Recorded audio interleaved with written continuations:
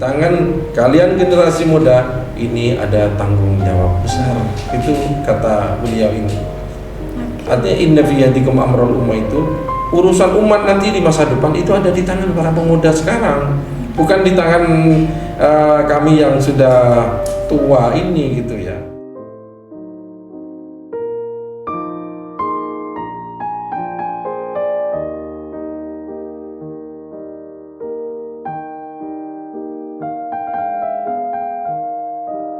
Assalamualaikum warahmatullahi wabarakatuh. Halo sedulur ramah, selamat datang di podcast Ramah Kemenak Demak, ruang aspirasi, moderasi, dan harmoni. Hari ini kita akan membahas topik yang sangat penting, yaitu makna kejuangan di era 4.0, menjaga nilai agama di tengah arus digital. Kalau dulu perjuangan identik dengan mengangkat senjata di medan pertempuran, hari ini kita dihadapkan dengan medan digital yang tentunya juga penuh dengan tantangan. Nah, bagaimana memaknai perjuangan di zaman serba canggih ini, apalagi dikaitkan dengan agama? Bersama saya sudah hadir Bapak Dr. Haji Taufikur Rahman, Sarjana Agama Magister Studi Islam selaku Kepala Kantor Kementerian Agama Kabupaten Demak yang akan berbagi pandangan dan solusinya. Assalamualaikum Bapak. Waalaikumsalam warahmatullahi wabarakatuh. Gimana kabarnya Pak? Alhamdulillah sehat walafiat. Alhamdulillah. Untuk hari ini kesibukannya apa Pak? Ini tadi ada kegiatan penguatan Pokja Majelis Taklim tingkat Kabupaten Demak ya. Apakah lancar semuanya Pak? Alhamdulillah lancar semua kegiatan hari ini. Semoga kedepannya selalu lancar, Amin, diberikan amin, kelancaran. amin. Semoga lancar semua. Oke Pak, langsung saja Pak. Kalau bicara tentang makna kejuangan, biasanya orang itu langsung terbayang kejuangan zaman dahulu dengan mengangkat senjata di medan pertempuran. Nah, kalau di era digital saat ini, gimana sih makna kejuangan menurut Bapak? Gitu. Makna kejuangan di era saat ini sudah berbeda dengan di saat kita berjuang untuk memerdekakan bangsa Indonesia.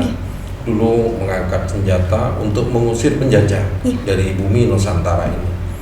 Sekarang makna kejuangan itu adalah disesuaikan dengan konteks kekinian, konteks saat ini, yaitu berjuang untuk menegakkan kebenaran, berjuang untuk keadilan, berjuang juga untuk sebuah integritas demi bangsa dan negara ini, kemudian juga berjuang untuk pendidikan, berjuang untuk pemberdayaan umat, dan berjuang juga bagaimana agar kita bisa mengejar ketertinggalan dari negara-negara lain. Baik, berarti konteksnya lebih luas dan lebih banyak ya Pak untuk saat ini. Betul, konteksnya sekarang lebih luas, tidak hanya bagaimana kita mempertahankan negara ini agar tidak dijajah kembali, bukan hanya itu, tetapi kita sekarang bagaimana agar kita ini eksis di tengah globalisasi dunia saat ini. Berarti kita memanfaatkan teknologi yang ada untuk memperjuangkan pendidikan, kemerdekaan, dan lain sebagainya begitu ya Pak ya? Betul sekali, sekarang kan eranya adalah era digital ya, era teknologi. Maka teknologi kita jadikan alat bantu agar lebih efektif ya, dan lebih efisien di dalam melaksanakan atau memperjuangkan nilai-nilai kejuangan di bumi Nusantara ini melalui pendidikan, kesehatan. Tidak kalah pentingnya adalah penguatan moral bangsa. Yang tidak kalah pentingnya bisa melalui teknologi. Ini semuanya sudah bisa sekarang melalui teknologi. Oke, baik Pak. Nah, sekarang masuk ke segmen yang ketiga nih Mak. Kalau kita kaitkan dengan agama, bagaimana sih pandangan Islam sendiri tentang makna kejuangan itu, Pak? Jadi Islam ya, dalam perspektif Islam ya, nilai kejuangan itu sangat dianjurkan, yaitu yang disebut dengan mujahadah ya. Mujahadah itu bersungguh-sungguh untuk misalnya mujahadatun nafas misalnya ya, itu bersungguh-sungguh untuk memerangi hawa nafsu misalnya, bersungguh-sungguh dalam mengejar pendidikan, bersungguh-sungguh untuk memberikan kesejahteraan kepada masyarakat. Itu nilai-nilai kejuangan ya dalam perspektif Islam yang sekarang ini bisa diimplementasikan di era 4.0 ini gitu. Baik. Nah Pak, kalau dulu medan perjuangan itu kan identik dengan lapangan tempur gitu. Nah tapi kalau sekarang gimana sih medan perjuangan kita itu Pak? Medan perjuangan kita ini kita sesuaikan dengan era kekinian, yaitu bagaimana mempertahankan bangsa Indonesia ini di atas moral ya dan nilai-nilai agama dengan menggunakan teknologi ini sebagai alat ya atau sebagai senjata begitu. Nah kita ini sebagai prajuritnya sekarang ini. Jadi bagaimana mengisi ruang-ruang teknologi, ruang-ruang publik yang berbasis platform digital itu kita isi dengan nilai-nilai kebaikan, kita isi dengan nilai-nilai moral dan akhlak agar bangsa ini berbasis itu semuanya sehingga nanti kita akan menjadi bangsa yang besar, bangsa yang mampu memanfaatkan teknologi tetapi tidak meninggalkan akhlak ya atau moral ya. Karena kalau kita ibaratkan teknologi itu kan seperti kendaraan ya. Nah, moral atau akhlak itu sebagai rem. Maka kalau ibarat kendaraan, kalau kendaraan tidak ada remnya, itu kan bahaya kan? Bisa kecelakaan ya dalam tanda kutip. Dalam kecepatan tinggi misalnya tidak mampu direm, itu bisa menimbulkan kecelakaan. Demikian juga kalau teknologi ini tanpa ada filter, tanpa ada rem moral ya, itu nanti ruang-ruang digital bisa diisi dengan hal-hal yang tidak baik, dengan keburukan misalnya ujaran kebencian ya, kemudian ketidaksopanan atau mungkin hal-hal lain yang nanti itu membawa kerusakan bagi bangsa dan negara ini. Oh baik, jadi ibarat kata moral itu adalah rem untuk kita terus melaju di zaman yang cepat dan serba digital ini ya Bapak? Pas sekali ya seperti itu. Baik. Kita melajunya, kita secepat teknologi ya. Okay. Kita melaju secepat teknologi, tetapi remnya adalah moral dan akhlak itu. Oke, baik. Remnya ya. Sehingga nanti ada istilah itu adab dulu sebelum share misalnya, atau adab sebelum konten misalnya ya. Itu salah satunya seperti itu. Kita ini boleh membuat konten-konten apapun yang konstruktif tentunya ya, yang memberikan sumbangsi positif bagi bangsa dan negara ini, tetapi harus berbasis moral, etika dan akhlakul karimah. Baik, berarti setidaknya sebelum kita men-share sesuatu, kita pastikan diri kita sendiri dulu sudah melakukannya paling tidak sesekali atau 2 kali seperti itu ya Pak? Iya, kita pastikan diri kita ini tidak bermasalah ya. Baik. Diri kita ini tidak bermasalah sehingga kita nanti bisa membuat konten-konten positif, utamanya untuk anak-anak muda ya. Sekarang ini dunia digital sangat terbuka sekali untuk anak-anak muda. Maka kita bimbing anak-anak muda agar bisa menggunakan secara positif media digital saat ini. Dan nanti akan berpengaruh ketika para pemuda ini atau anak-anak muda saat ini ketika saatnya memimpin bangsa ini, maka nanti akan berpengaruh besar ya. Tapi kalau dilepas tanpa kendali sama sekali, kita khawatir nanti masa depan bangsa dan negara ini sangat kita khawatirkan.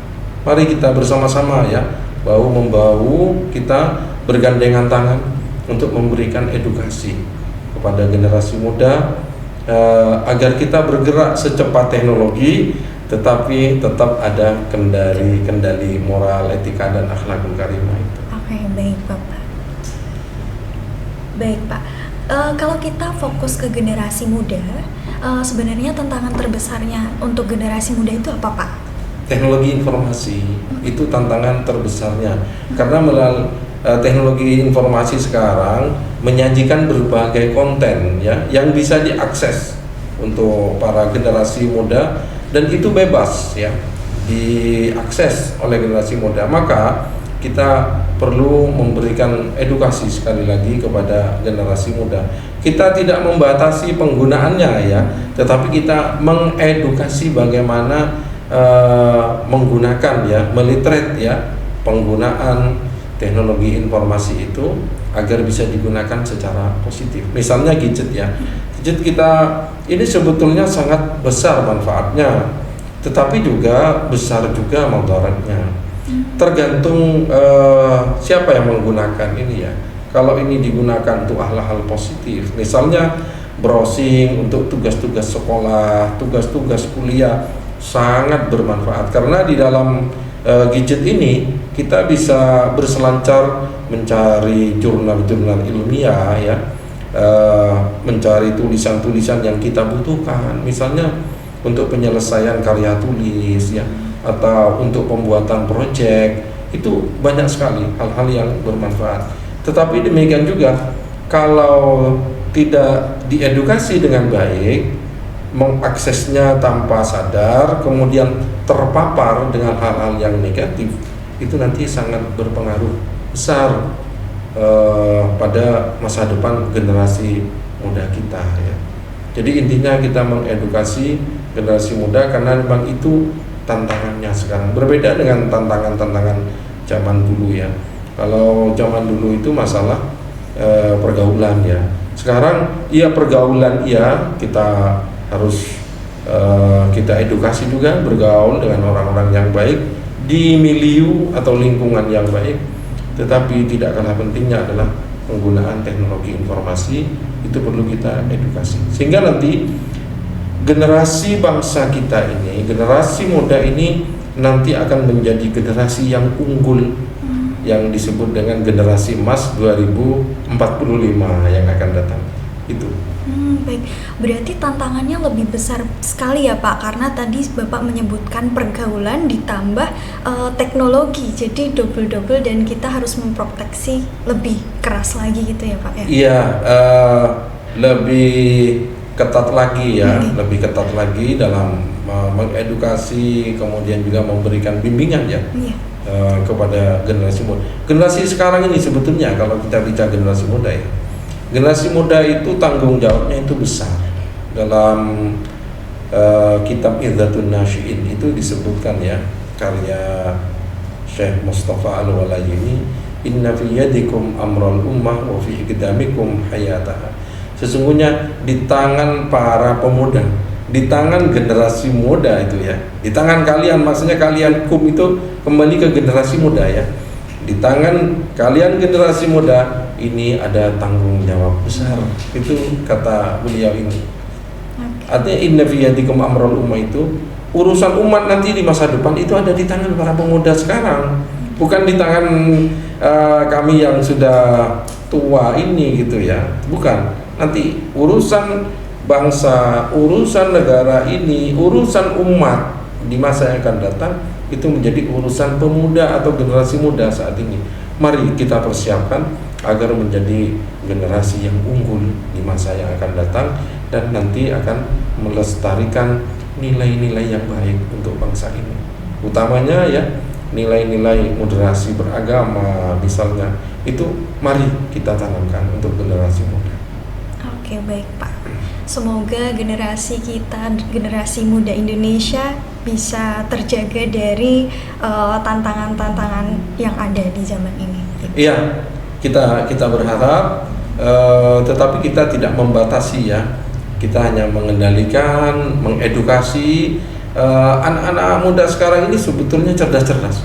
Saya mengapresiasi betul anak-anak muda kalau diajak berdiskusi sekarang itu bagus pemikirannya.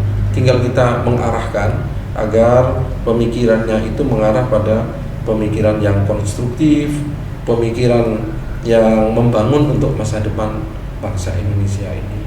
Oke Pak, saya punya pertanyaan yang biasanya banyak dilontarkan sama teman-teman nih.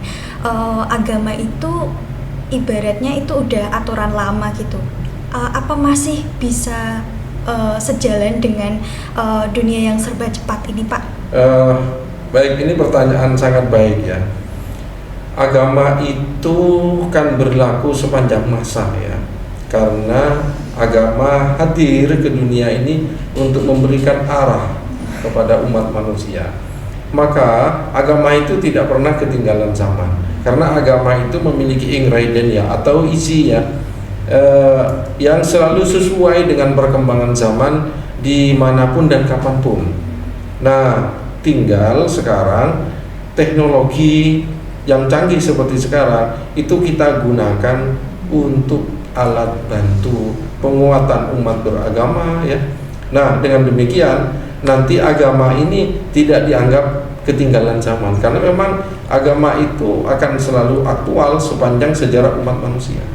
Oke, baik Pak. Kalau begitu, gimana strategi menurut Bapak untuk memperjuangkan semangat kejuangan di zaman digital ini, Pak? Jadi di zaman digital atau di era digital saat ini, pertama itu perlunya literasi digital yang positif ya. Nah, literasi digital yang positif ini bisa melalui pendidikan ya, lembaga pendidikan, melalui lembaga kursus, juga mungkin melalui ceramah-ceramah ya, sehingga nanti teredukasi para generasi muda ini akan teredukasi. Ya sebetulnya juga tidak kalah pentingnya juga generasi tua sama ya. Ini literasi digital sangat perlu ini. Bagaimana misalnya sharing sebelum sharing gitu ya, itu penting sekali. Nah, kadang sering ditanyakan sebetulnya bagaimana Pak cara menyaring. Cara menyaring itu sebetulnya ada dua menurut saya ya. Yang pertama, cara menyaring itu menggunakan parameter agama. Itu yang pertama. Jadi kira-kira di dalam ajaran agama kita itu sesuai dah itu ya. Itu yang pertama. Kemudian yang kedua itu parameter akal sehat ya. Kalau menurut akal sehat itu memang masuk akal, tentu parameter akal ini ya, parameter logika itu misalnya mempertimbangkan regulasinya. Bagaimana menurut regulasinya ya, misalnya bagaimana menurut aturan perundang-undangannya. Itu bisa kalau memang sudah tidak sesuai dengan peraturan perundang-undangan itu jelas hoax ya. Atau menurut agama ini memang sudah menyimpang sekali, ya jelas itu tidak perlu di sharing ya itu. Jadi saringannya itu ya. Kemudian juga saringan kita selain yang dua yang pokok itu bisa ditambah dengan saringan budaya bangsa kita. Cocok dah dengan budaya bangsa kita, budaya ketimuran ya, terutama budaya etika, unggah-ungguh, budi pekerti. Itu salah satu termasuk saringan. Jadi tidak semua yang kita terima kemudian kita share. Ya kita lihatlah sebentar, kita lihat dulu. Kalau kita mencari sumber agak sulit juga ya. Misalnya ini siapa yang membuat konten ini, ya kadang sehari dua hari atau bisa seminggu bisa sebulan tidak ketemu ya. Kecuali orang-orang yang memang punya kemampuan melacak ya. Tapi menggunakan saringan-saringan yang saya sampaikan tadi, saringan parameter agama, saringan logika ya, kemudian saringan budaya ya, itu insya Allah nanti kita tidak sembarangan share gitu ya. Nah kemudian yang kedua itu pentingnya bergabung dengan komunitas-komunitas yang positif. Komunitas ini kan banyak ya sekarang ya, dan sekarang eranya komunitas. Apa-apa ada komunitas ngopi, komunitas kendaraan, komunitas apalah gitu ya. Ini banyak komunitas, kita bergabung dengan komunitas-komunitas yang positif. Untuk apa? Untuk media atau untuk tempat bersosialisasi kita penting. Bersosialisasi dengan sesama anak bangsa ini penting sekali. Tetapi jangan kemudian semua komunitas itu kemudian kita ikuti tanpa kita melihat dulu ya, komunitas apa ini ya. Misalnya komunitas mungkin ya, komunitas membaca, komunitas menulis, atau mungkin komunitas pengarang ya, atau komunitas motor pun monggo, komunitas apapun, tetapi misalnya yang membawa dampak positif ya, termasuk mungkin komunitas olahraga ya, itu juga bagus. Komunitas apapun bagus selama tidak mengandung unsur-unsur yang negatif ya. Saya kira itu yang perlu kita kuatkan ya. Agama tidak pernah ketinggalan zaman ya, karena memang agama itu akan selalu aktual sepanjang sejarah umat manusia. Justru teknologinya ini mari kita gunakan untuk kepentingan agama. Oke, baik Pak. Jadi kalau yang saya dapat ini kuncinya sharing. Iya, saring ya Pak, sharing, saring sebelum sharing gitu. Iya. Baik itu sebelum menyebarkan berita maupun pada saat memilih komunitas itu kita juga perlu menyaring gitu ya Pak, iya, memilih komunitas yang baik gitu. Iya. Karena memang hidup kan sering disebut pilihan ya. Okay. Ketika kita ini salah memilih, berarti salah memilih jalan hidup. Iya, betul. Gitu ya. Itu. Ya sama dengan memilih jodoh, apa kan perlu pertimbangan juga, kan tidak langsung dipilih ya.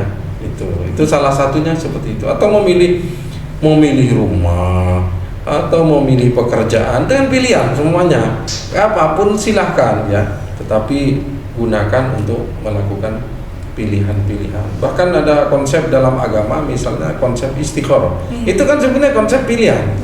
Konsep istikharah itu konsep pilihan itu. Kita meminta pilihan yang terbaik kepada Tuhan ya, minta ditunjukkan pilihan yang terbaik. Karena apa? Sekali salah memilih itu akan panjang ya, akibatnya akan panjang. Oke, selanjutnya bagaimana peran lembaga Kementerian Agama dalam menghadapi masalah ini Pak? Oh baik, pertanyaan yang sangat bagus ini karena konteks dengan pekerjaan kami ya Mbak Restu ya. Jadi Kementerian Agama itu selalu mengedepankan pembinaan umat ya, baik melalui majelis taklim, melalui madin, atau melalui pendidikan formal seperti madrasah ya. Nah, Kementerian Agama itu selalu memberikan edukasi kepada masyarakat agar masyarakat ini tidak meninggalkan agama dalam segala aspek kehidupannya. Makanya Kementerian Agama ini punya tugas membantu Presiden dalam bidang pembangunan agama. Nah, karena agama ini sangat penting dalam kehidupan kita, sehingga sering kita dengar ya, dengan ilmu pengetahuan hidup menjadi mudah, dengan seni hidup, dengan agama hidup menjadi terarah, dan dengan seni hidup menjadi indah. Artinya kolaborasi ketiga-tiganya ini akan menghasilkan keindahan di dunia ini. Nah, Kementerian Agama itu sudah melakukan transformasi digital sudah beberapa tahun belakangan ini.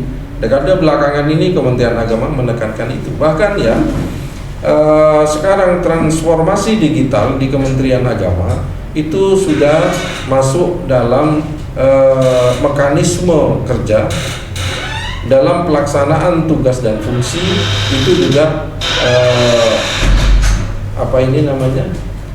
menggunakan transformasi digital. Misalnya absensi ya, absensi sekarang sudah menggunakan absensi digital ya, yang ini terkoneksi secara nasional.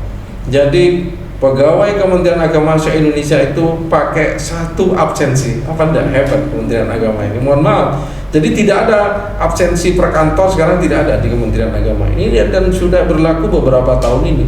Jadi sekali buka absensi, pegawai Kementerian Agama itu terkoneksi se-Indonesia. Terkoneksi se-Indonesia dari Sabang sampai Merauke, hanya satu absen, satu aplikasi yang namanya Pusaka Super App. Itu ya. Kemudian digitalisasi pendaftaran haji, pelunasan haji, pelimpahan porsi, kemudian juga di aplikasi-aplikasi yang lain ya, termasuk di layanan nikah kita sudah menggunakan aplikasi yang namanya SIMKAH ya. Ada ini juga data-data kemasjidan, kita juga sudah menggunakan SIMAS dan lain sebagainya. Jadi di Kementerian Agama ini teman-teman sudah sangat lincah dengan media digital ini dalam melaksanakan tugas dan fungsinya. Oke, baik Bapak. Saya kira tuh Kementerian Agama hanya mengurusi persoalan pernikahan dan haji saja. Ternyata lebih kompleks dan lebih banyak lagi yang diurusi oleh Kementerian Agama ya Pak, seperti pendidikan dan lain sebagainya. Betul. Jadi kalau boleh saya tambahkan ya, sekaligus ini mengenalkan ya tugas-tugas Kementerian Agama kepada masyarakat. Kementerian Agama ini memiliki tugas dan fungsi yang sangat luas ya di bidang agama yang terdistribusi ke dalam tugas-tugas Direktorat Jenderal. Itu diantaranya ya ada pendidikan Islam, itu meliputi dari RA, MI, MTS, MA, MAK, kemudian perguruan tinggi keagamaan Islam. Itu baik yang negeri maupun yang swasta. Kemudian juga ada yang namanya pendidikan diniyah dan pondok pesantren. Itu juga mengurusi pendidikan diniyah se-Indonesia dan pondok pesantren. Kemudian ini ada lagi ya Bimas Islam, itu mulai dari mengurusi pernikahan, kemudian penyuluhan, pengukuran kiblat, kemudian juga izin operasional majelis taklim, kemudian pembinaan kemasjidan meliputi pembinaan takmir ya, itu baik imarah, idarah maupun riayahnya itu, dan masih banyak lagi. Kemudian saat ini memang kita masih mengurusi haji ya, melalui Direktorat Jenderal Penyelenggaraan Haji dan Umroh, turun di Kanwil menjadi bidang penyelenggaraan haji dan umroh, kemudian di kabupaten kota menjadi seksi penyelenggaraan haji dan umroh yang sebentar lagi akan pindah ke Badan Penyelenggara Haji atau BP Haji ya. Sebentar lagi insya Allah tahun 2026 ini akan pindah ke BP Haji gitu ya. Saat ini kami masih mengurusi haji juga, jadi luas sekali. Kemudian juga di Bimas ini tidak hanya Bimas Islam ya, tapi juga ada Bimas Kristen, Bimas Katolik, Bimas Hindu, Bimas Buddha, bahkan juga ada Konghucunya juga. Jadi luas sekali sebetulnya Kementerian Agama. Maka Kementerian Agama ini kementerian yang sangat luas tugas dan fungsinya. Bisa dikatakan mulai bangun tidur hingga tidur kembali itu tugas-tugas Kementerian Agama masuk di situ ya. Oke, baik, luar biasa sekali, berarti menaungi semua agama yang ada di Indonesia begitu ya Pak? Iya, melakukan pembinaan untuk semua agama. Dan juga memberikan namanya ya, regulasinya juga ya untuk semua agama ya yang ada di Indonesia ini juga. Dan tentunya di dalam Kementerian Agama sendiri itu juga ada pegawai dari semua agama, itu juga ada di Kementerian Agama ya. Jadi betul-betul Kementerian Agama ini ramah dengan semua agama, kemudian juga memberikan bimbingan, penyuluhan kepada semua umat beragama yang ada di negeri ini gitu. Oke, baik Pak, sebelum kita tutup nih, apa pesan Bapak untuk generasi muda saat ini? Pesan untuk generasi muda ya, jadilah generasi muda yang melek teknologi tapi tidak melupakan akhlak, dan jadilah generasi muda yang unggul di segala bidang dengan menunjukkan prestasi di bidang pendidikan dan di bidang yang lain, sehingga pada akhirnya generasi muda saat ini akan menjadi generasi unggul di masa yang akan datang. Kita berharap banyak kepada generasi muda ini nanti bisa mewarnai perjalanan bangsa dan negara kita ini. Amin, amin. Terima kasih banyak Pak atas masukannya, atas solusi-solusi yang diberikan pada siang hari ini. Semoga harapan Bapak terwujud untuk generasi kita ke depannya. Amin, amin, amin, amin. Baik sahabat ramah, perjuangan di era 4.0 bukan lagi soal senjata, tapi soal menjaga iman, akhlak, dan integritas. Mari jadikan teknologi sebagai alat untuk memperjuangkan kebaikan, bukan alat untuk menjatuhkan diri sendiri. Sampai jumpa di podcast ramah berikutnya. Wassalamualaikum warahmatullahi wabarakatuh.